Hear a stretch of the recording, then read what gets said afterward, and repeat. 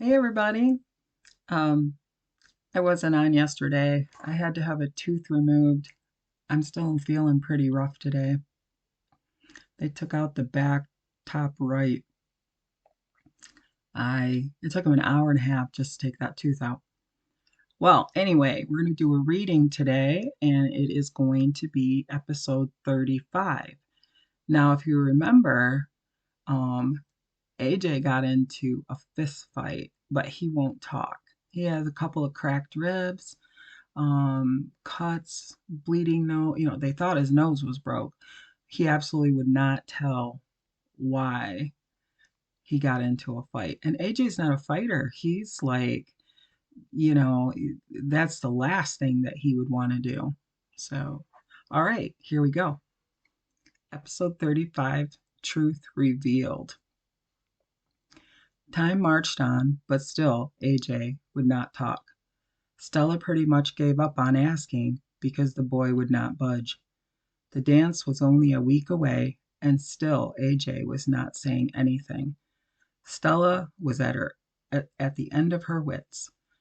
The bus stopped at the end of their driveway, letting all the kids off. The younger ones ran down the long driveway, the older ones trailing behind. Stella noticed that AJ was moving slow. He looked so down. Maybe she should undo his punishment.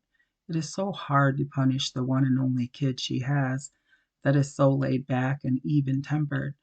Not to mention the kid was a great guy and just all around nice. Everyone jumped on their snack. The four boys ran upstairs to the gaming room to battle for rulership of the universe. AJ went to track his dad down to help finish up any chores that needed doing. Alden had forbidden Stella from doing any more farm chores. He was not letting her do any heavy lifting. Doctor's orders. Someone knocked on the door. Stella opened it. Mary was standing on the other side. Stella smiled, ushering her inside. Hello, Mary. I have not seen you in a while. How are you doing?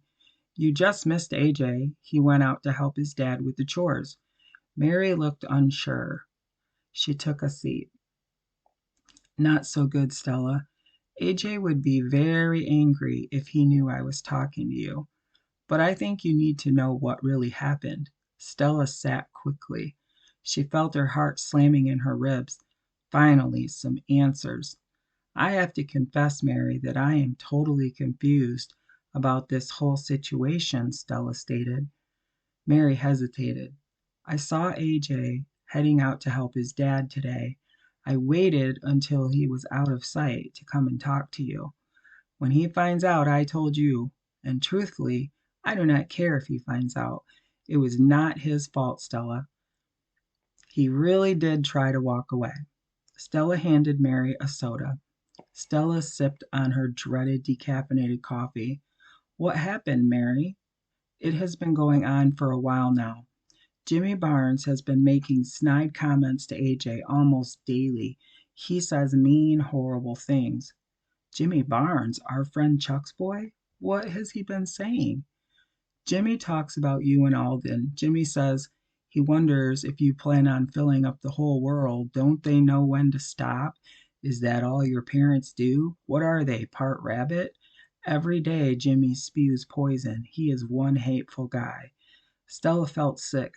AJ was defending them this whole time. He was putting up with Jimmy's bullying. Stella spoke up.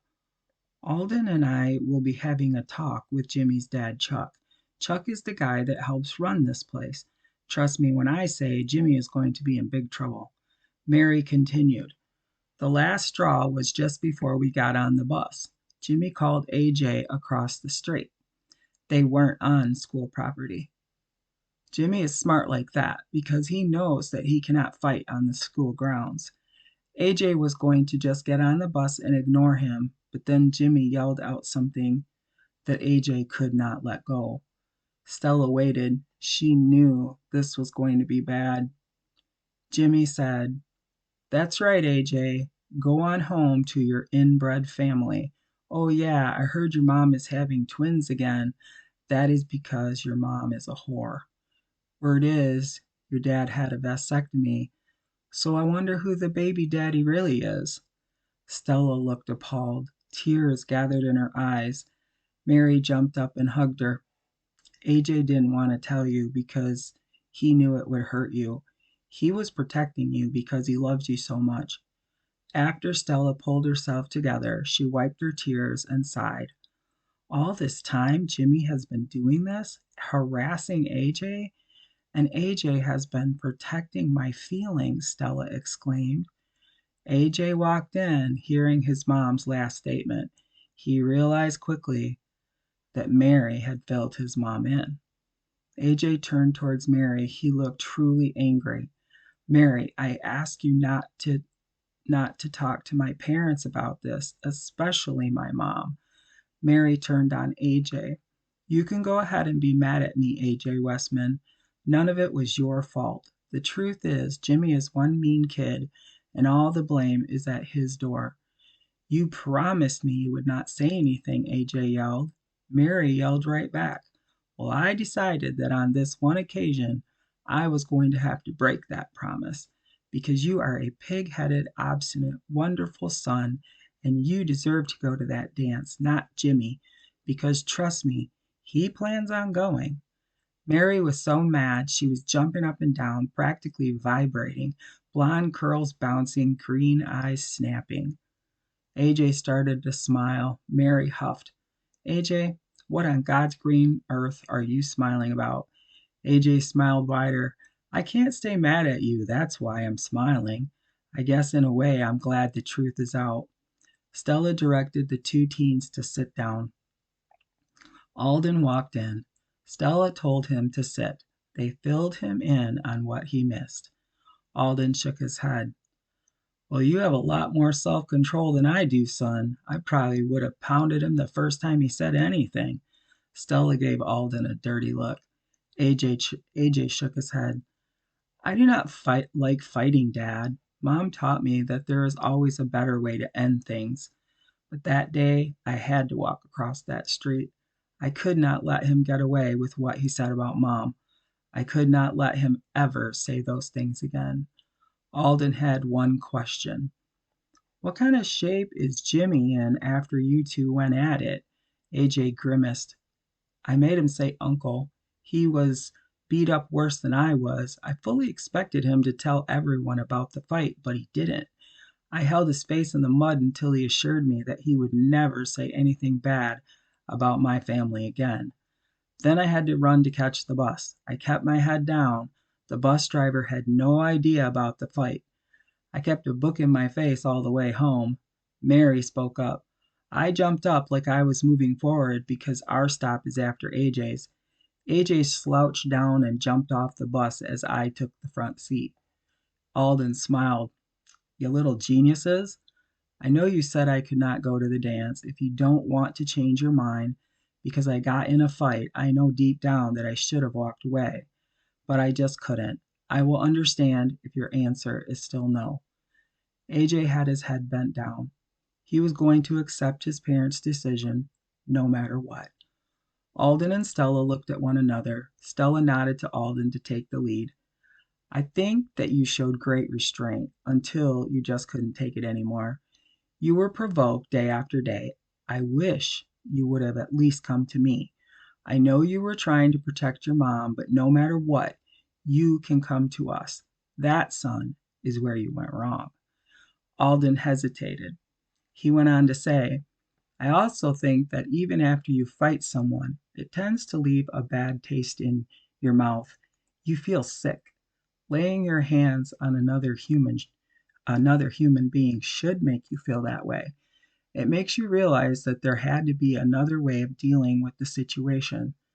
I think you get what I'm saying, so yes, you can go to the dance. AJ jumped up, doing some dorky dance moves, chanting, I'm going to the dance, I'm going to the dance. Mary made a face. If you dance like that, AJ, I'm going to drop you at the door and act like I do not even know you. Everyone laughed. Episode 36, Off to the Dance.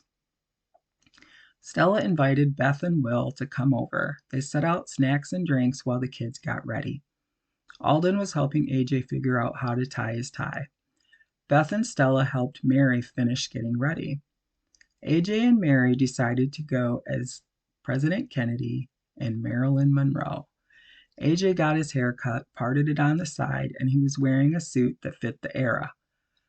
Mary had a bodysuit on under her white dress. Mary's dress looked exactly like the famous dress that captured the world when the air vent lifted her dress up. Mary's hair was styled, makeup done, heavier with flame red lipstick. Stella shook her head. Incredible, Stella said. Mary, you make a great Marilyn, Stella exclaimed. Mary smiled and did a twirl. She stopped and made a few sexy Marilyn faces. Beth laughed. She shook her head a bit. Ugh, do not do that, Mary. That is freaking me out, Beth complained. Mary, who's Mary? My name is Marilyn. Mary had lowered her voice, putting a husky, sexy tone to her voice. Beth cringed. Stella cracked up. Daughter, you keep doing that, and I'm going to take you home and lock you in your room. Mary laughed. I'm going to go check on AJ. Mary, you wait here. Beth, you head to the living room. Marilyn must make an entrance. Do not come down until I call you, Mary. Us parents must get our cameras ready. Mary nodded. Stella took off to herd AJ into the living room. Beth joined Will in the living room. Stella tapped on AJ. Hold on, I messed something up here.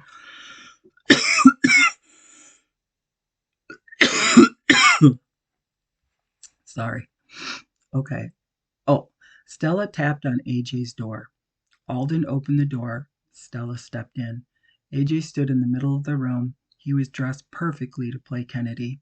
He had the perfect suit and hair. We need you in the living room, son. It's time for pictures, Stella said. AJ grinned. He was so ready for this dance. Excitement put a permanent smile on his face. While they all took their places downstairs, Stella peeked into the room that Mary was in. Give me 60 seconds, then come on down. Mary smiled and nodded. Stella went down to the living room. They all had their eyes fixated, waiting for Marilyn to appear. Alden reached over, hit the on button on the stereo. A Marilyn song began to play. It was the song about when Marilyn sang to the president, "Happy Birthday to You." Mary stepped down the stairs slowly. She wasn't exactly moving seductively, but not just a normal walk either. She looked beautiful. AJ froze. He could not believe how incredible she looked. AJ shot forward and took Mary's hand, helping her down the last 2 steps. Together they turned. They looked deeply into each other's eyes, neither one of them aware of the cameras going off, until one of the parents finally got their attention. Son, I know she's gorgeous, but could you look this way? I need a picture or your mama's going to bust. AJ smiled for the camera. He put his arm around Mary. She stepped up close to him. At one point, Mary turned sideways towards AJ. She rested her hands on his chest. She bent her left leg, throwing back her head and laughed. She looked exactly like Marilyn. When the photo session was over, the parents walked the kids towards the kitchen. Which one of you guys is driving us to the shack for dinner? AJ asked. Alden opened the front door. Sitting in the driveway was a limo, a long, beautiful white limo. AJ and Mary started jumping up and down with excitement. Mary, your parents and Stella and I pooled our money for the limo, Alden told them. AJ hugged his parents while Mary hugged hers. The teens ran down the steps. The limo driver opened the door for them. Stella yelled out, AJ, do you have the money for the photos at the dance? AJ patted his breast pocket. Right here, Mama. I love you guys, and thank you so much. Beth yelled out, be good, but have a great time. Will scowled. I am depending on you, AJ, to be a complete gentleman tonight. Got me? Absolutely, Mr. Trent. You have my word, AJ responded. The limo driver was instructed where to turn around. He made it with no problem, and off they went. The parents all wandered back into the house for coffee and snacks. Will talked about how great his job was at Gerber. Alden talked about cows, chickens, and his new tractor. Alden and Will wandered out to the barn to look at it, while Beth and Stella talked. So how are you feeling, Stella? Good, now that I'm not throwing up all the time. Beth laughed. Oh, I do remember those days. Now my baby girl is off to her first dance. Stella nodded. Here I sit with my son going to his first dance with two babies on board. Beth cracked up. Okay, you have me beat, that is for sure. I do not know how you do it, girl, raising six kids with two more on the way. My two girls keep me busy 24/7. Stella nodded. I don't know. I just keep pushing forward. There are days that I am so tired. Alden takes one look at me and orders me back to bed.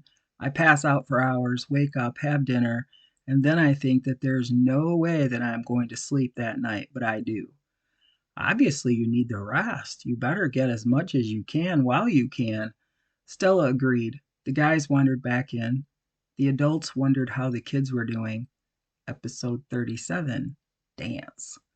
The shack was amazing. AJ and Mary got a lot of attention when the limo drove up. They got out of the limo. Everyone could see them through the big windows. When they walked in, everyone started clapping. Wolf whistles sounded loudly. Mary blushed, but AJ just grinned. Mary looked around. There were a lot of famous couples here. A lot of their classmates had chosen to just dress formally. The hostess asked them their names and escorted them to their assigned table. AJ scanned the room. He did not see Jimmy anywhere. AJ mentioned it to Mary. Mary said one word, grounded. What? AJ asked. Mary nodded. Your parents went over and talked to Chuck, Jimmy's dad. They told Chuck what had been going on. I guess Chuck grabbed his son by the scruff of the neck and frog marched him to the barn.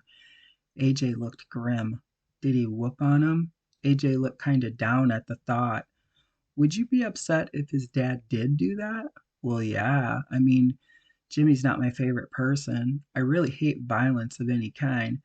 I did not even want to fight him that day. My dad was right. After you lay your hands on someone, you feel kind of sick inside. Problem is, it tends to stick with you. I really did not like how it made me feel. Mary sighed. I have to admit, it was rough to see, Mary stated. AJ looked shocked. What do you mean you saw what happened? It was just Jimmy and me. Mary shook her head. I snuck over. I was worried about you. Jimmy doesn't fight fair. I saw Jimmy throw the first punch. It took everything in me to stay out of it, but I did. Although, if it looked like things were not going to go the right way, I had every intention of jumping on Jimmy's back and throat punching him. AJ snickered. Wow, Mary, you are so scrappy. I had no idea that under all that beauty there beats the heart of a kickboxer. Mary shook her head. You are my best friend. I cannot let anything happen to my best friend, Mary stated. AJ looked serious. Is that what I am, Mary? Just your friend? I mean, here we are at the dance together, AJ stated. Mary looked a bit uncomfortable.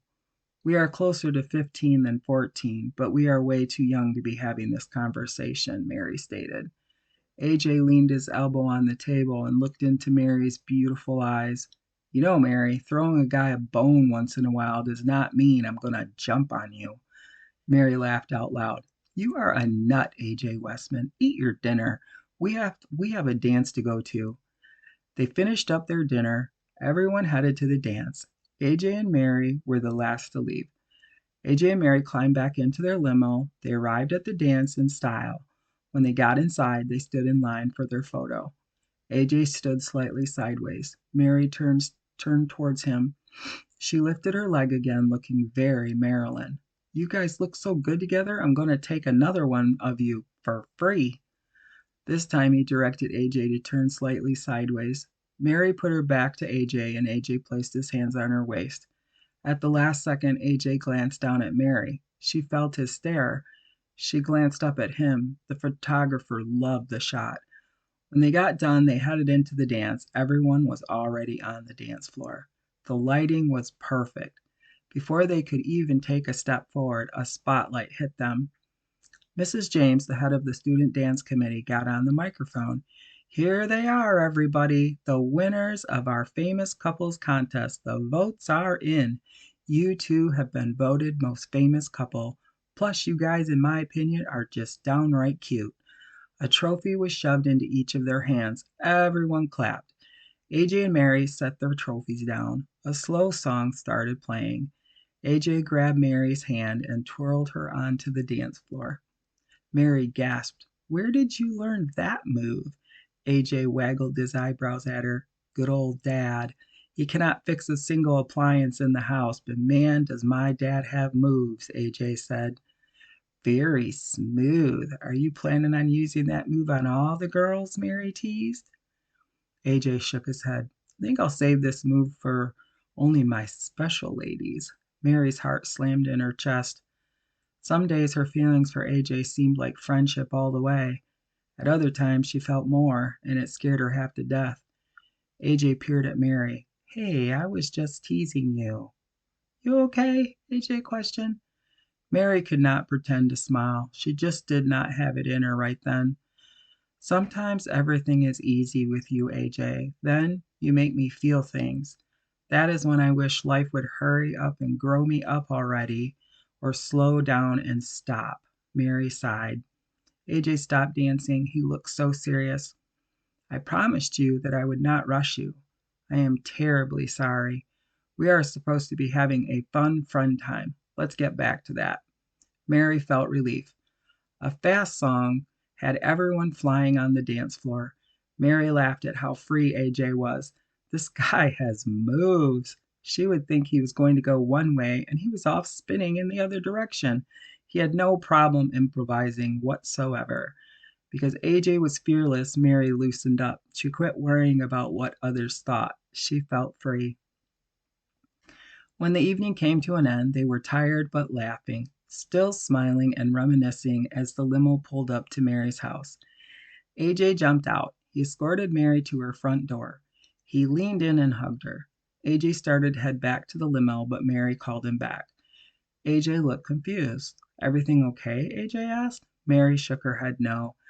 Mary placed her palms on AJ's chest. She stood on tiptoe and gently placed her lips on AJ's. It was the softest kiss. No groping, no crazy tongue moves, just pure sweetness. Mary leaned back.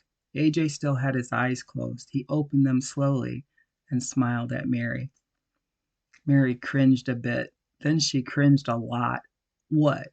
Oh, are you regretting that kiss already? You know, our first kiss," AJ smirked.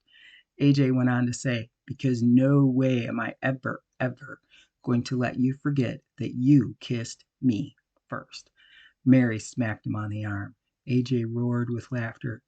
"You like me, you kissed me, you want me to be your boyfriend," AJ teased. Mary laughed and pointed her finger towards the limo. "Go home, AJ Westman. This never happened," Mary threatened. "Oh, it happened, Mary. It so happened. I cannot wait to tell everyone." AJ waved his hands up and out wide. He seemed to be covering a lot of sky doing that. AJ headed back towards the limo just as the front door opened. Will looked confused and slightly suspicious. "You coming inside, Mary?" "What in the world is going on out here?" Will growled. Mary waved at AJ. "Good night, my bestest friend, bestest buddy, only my friend, so there." AJ arched one brow. He paused like he was about to say something outrageous. Mary's eyes got big. What was he about to say in front of her dad? AJ smirked and changed his mind. He must have decided against whatever he was about to say. She would have to ask him later. "Night, bestie. See you later, and thank you for going to the dance with me. Good night, Mr. Trent." Mr. Trent scowled. He pulled Mary inside and shut the door. AJ realized he was waving at a closed door. He strolled back over to the limo. The driver was grinning. "You two really look good together. Is she your girlfriend?" the driver asked. AJ pondered that question. "Honestly, I am just not sure," he stated. Episode 38, Second Ultrasound. At 20 weeks, they decided to do another ultrasound. Dr. Will said that because she was having twins, she would probably end up having a third ultrasound. Stella called Nettie the night before. She invited Pop along too. He accepted. He wanted to know one thing though. "I won't be looking at no lady parts, right?" Stella laughed. She assured him he would never, ever see her lady parts. Alden, Nettie, Pop and Stella waited in the waiting room. It was not busy today. Stella told everyone quietly about the young girl that she had seen in there the first day she was there. Nettie's jaw dropped. Who was it? Well, I guess I can tell you she is already showing. Everyone is going to find out. That's part of the curse of living in a small town. It was Schuyler Green. Nettie frowned. I know Schuyler and her family. I have to say, I did not see that coming. Poor girl. Her life is forever changed, her childhood gone. I know the family, and I know they will be incredibly supportive of her. She will be okay. Nettie continued, we should find out if she is having a boy or a girl. We should get a gift together for her. Maybe get her a gift card. Stella nodded. Sorry, I've lost my spot. uh, oh, want to see if they know if it's a boy or a girl. You never know, though, Nettie. At her age, they may put the baby up for adoption. Stella was shocked. Oh, I'm sorry, I got confused. Nettie's the one that said, you never know, at her age, they may put the baby up for adoption. Stella was shocked. That had not even occurred to her, but they very well may do that. The nurse stepped out to call them all back. Once again, they found themselves back in the room, the same room as before. Nettie again got Stella a blanket.